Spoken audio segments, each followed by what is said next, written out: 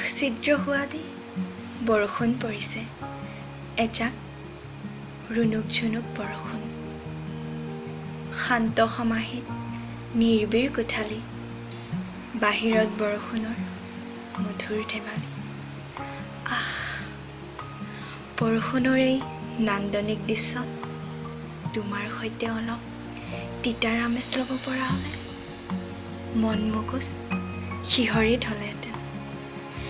Zero zero এজাক হিমচেঁচা শব্দৰ বতাহত নাইবা কৰ্ণকুহৰ গুঞ্জৰিত হৈ উঠিলেহেঁতেন হেজাৰ সুৰৰ অযুত কল্লল।